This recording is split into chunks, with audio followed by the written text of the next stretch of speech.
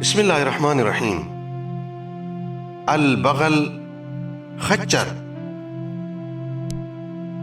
اس کی کنیت ابو الاشجع، ابو الحرون، ابو السکر، ابو قزاع، ابو قموس، ابو قاب، ابو مختار اور ابو ملعون ہے۔ بعض نے اسے ابن ناحق کہا ہے۔ خچر گھوڑے اور گدھے سے مل کر پیدا ہوتا ہے، اس لیے خچر کے جسم میں گدھے جیسی سختی اور اس کی ہڈیاں گھوڑے جیسی ہوتی ہیں۔ نیز خچر کی آواز گھوڑے اور گدھے کی آواز کے درمیان ہوتی ہے۔ البتہ خچر بانج ہوتا ہے، اس کی اولاد پیدا نہیں ہوتی۔ لیکن تاریخ ابن بطریق نے حوادثات میں لکھا ہے کہ ایک عجیب قسم کا خچر تھا جس سے ایک سیاہ گھوڑی اور سفید رنگ کا خچر پیدا ہوا۔ اس کے بعد ابن بطریق نے اس پر تعجب کا اظہار کیا۔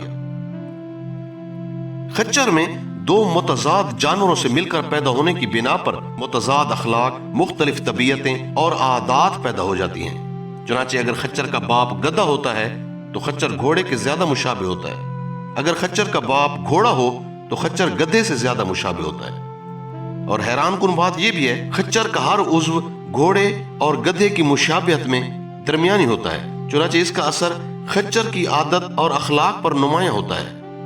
جیسے خچر میں گھوڑے جیسی ذہانت اور عقل نہیں ہوتی اور نہ ہی گدھے جیسی حماقت اور بے وقوفی پائی جاتی ہے۔ بعض اہل علم نے کہا ہے کہ قارون نے خچر کو دریافت کیا ہے۔ خچر میں گدھے جیسا صبر اور گھوڑے جیسی طاقت پائی جاتی ہے۔ نیز دو مختلف جانوروں سے مل کر پیدا ہونے کی بنا پر خچر کے اخلاق فاسد اور دو رنگے ہوتے ہیں۔ اس معنی میں عرب شاعر نے کہا ہے کہ ہر روز نئی نئی عادتیں خچروں کی طرح تبدیل کرتا رہتا ہے۔ خچر جس راستہ پر ایک بار چل لیتا ہے پھر اس کو نہیں بھولتا۔ اگرچہ یہ جانور دو مختلف جانوروں کے ملاپ سے پیدا ہوتا ہے، اس کے باوجود بادشاہوں کی سواری اور فقیروں کے بوجھ اٹھانے کے ساتھ ساتھ ان کی ضروریات کو پورا کرنے کا ضامن اور طویل سفر طے کرنے کے ساتھ صبر سے کام لیتا ہے۔ ایک مرتبہ موصل کے حکمران اپنے خچر سے گر پڑے تو ابو السعادت مبارک بن اسیر نے یہ اشعار پڑھے: اگر خچر ان کے نیچے سے نکل گیا ہے پس وہ یقیناً کسی عذر سے پھسل گیا ہے۔ انہوں نے اس کو جان بوجھ کر پہاڑ کی چوٹی پر چڑھایا ہے اور ان کے جود و کرم دریا کی مثل ہیں۔ حافظ ابو القاسم بن عساکر نے تاریخ دمشق میں لکھا ہے کہ حضرت علی بن ابی طالب رضی اللہ فرماتے تھے کہ خچر کی نسل نہیں چلتی، حالانکہ خچر تمام جانوروں میں سے سب سے زیادہ اور تیز چلنے والا جانور ہے، کیونکہ جب حضرت ابراہیم علیہ السلام کو آگ میں ڈالنے کے لیے لکڑیاں جمع کی جا رہی تھیں تو جن جانوروں پر لکڑیاں لاد کر لائی جاتی تھیں ان میں خچر بھی شامل تھا۔ چنانچہ حضرت ابراہیم علیہ السلام نے خچر کے لیے بد دعا فرمائی، اس لیے اللہ تعالیٰ نے خچر کو بے نسل کر دیا۔ خچر بانج جانور ہوتا ہے، اس کی نسل نہیں چلتی۔ خچر نہ تو چلاک ہوتا ہے اور نہ بالکل سیدھا۔ علامہ دمیری رحمۃ اللہ علیہ فرماتے ہیں کہ مجھے یہ رائے مناسب معلوم نہیں ہوتی، اس لیے کہ قرآن مجید میں اللہ تعالیٰ کا ارشاد ہے اور اس نے گھوڑے اور خچر اور گدھے پیدا کیے تاکہ تم ان پر سوار ہو اور وہ تمہاری زندگی کی رونق بنے۔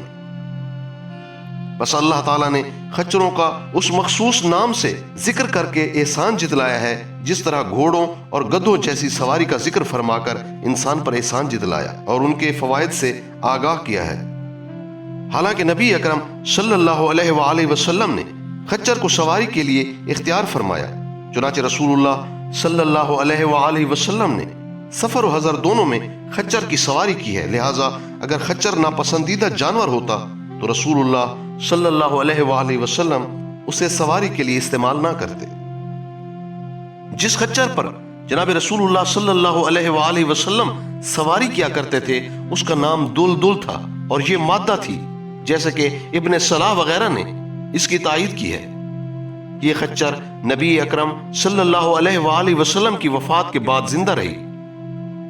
نیز عمر رسیدہ ہونے کے بعد اس کے داڑھ کے دانت گر گئے تھے، چنانچہ اس کے لیے جو پیس کر اسے کھلاتے تھے، یہاں تک کہ حضرت امیر معاویہ رضی اللہ کے دور میں یہ خچر بقیع غرقد قبرستان کے قریب مر گئی۔ مورخین نے لکھا ہے کہ اس خچر کا رنگ سیاہ تھا۔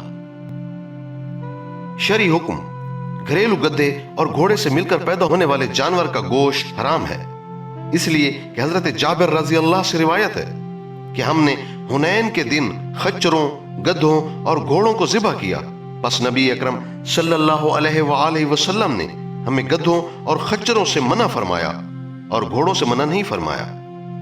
خچر کے حرام ہونے کی دوسری وجہ یہ بھی ہے کہ خچر دو جانوروں، ایک حلال اور دوسرا حرام سے مل کر پیدا ہوتا ہے، حرمت کے پہلو کو ترجیح حاصل ہوگی، اس لیے کہ خچر جنگلی گدھے اور گھوڑے سے مل کر پیدا ہوتا ہے۔ ضرب الامثال، خچر سے کہا گیا کہ تیرا باپ کون ہے؟ اس نے کہا گھوڑا میرا ماموں ہے۔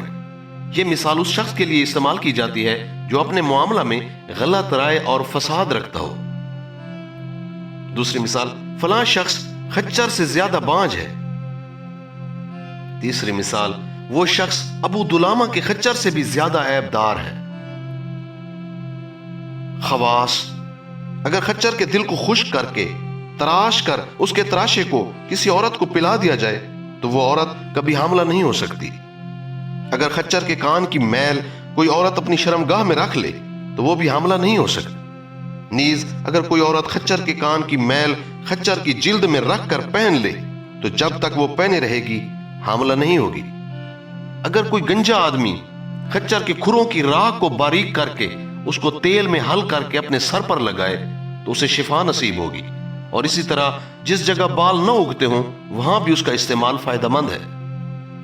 کالی مادہ خچر کے کھر یا خون کو دروازے کی چوکھٹ پر یا سیڑھی کے زینے میں دفن کر دینے سے کوئی چوہا وغیرہ نہیں آ سکتا۔ اسی طرح اگر خچر کے کھروں سے گھر میں دھونی دی جائے تو چوہے اور کیڑے مکوڑے بھاگ جاتے ہیں۔ ابن زہر نے سقراطیس کے حوالے سے نقل کیا ہے کہ اگر کوئی آدمی کسی پر عاشق ہو گیا ہو اور اس کی یہ خواہش ہو کہ اس کی اس شخص سے محبت یا عشق ختم ہو جائے تو وہ خچر کے لوٹنے کی جگہ پر لوٹا کرے تو اس کا عشق زائل ہو جائے گا، لیکن اگر وہ کسی عورت پر عاشق ہو گیا ہو تو وہ مادہ خچر کے لوٹنے کی جگہ پر لوٹا کرے تو اس کا عشق ختم ہو جائے گا۔ اگر کسی کو زکام ہو گیا ہو تو وہ خچر کے گوبر کو سونگھنے کے بعد تھوک کر راستہ میں پھینک دے تو جو بھی خچر کے گوبر کے اوپر سے گزرے گا اس کا زکام گزرنے والے کی طرف منتقل ہو جائے گا اور تھوکنے والا ٹھیک ہو جائے گا۔ ہرمس نے کہا ہے کہ اگر حاملہ عورتیں خچر کی میل کو چاندی کے بندکہ میں رکھ کر پہن لیں تو جب تک وہ پہنے رہیں گی حاملہ نہیں ہوں گی۔ اگر کوئی خچر کے کان کی میل کو نبیز میں ملا کر پی لے تو اسی وقت نشہ میں آ جائے گا۔ اگر کوئی عورت خچر کے پیشاب کو 30 درہم کی مقدار میں پی لے تو وہ کبھی حاملہ نہیں ہو سکتی۔ اگر کوئی حاملہ عورت خچر کے دماغ کی تھوڑی سی مقدار پی لے تو اس کا بچہ پاگل پیدا ہوگا۔ ابن بخت یشو نے کہا ہے کہ اگر کوئی عورت مادہ خچر کے پسینے کو روئی میں جذب کر کے اپنی شرمگاہ میں رکھ لے تو وہ بھی کبھی حاملہ نہیں ہو سکتی۔ خواب کی تعبیر، خواب میں خچر پر سواری کرنا سفر پر دلالت کرتا ہے اور طویل عمر کی طرف اشارہ ہے، اور کبھی خواب میں دیکھنے والے کو ولد الزنا یعنی حرامی ہونے کی تعبیر دی جاتی ہے۔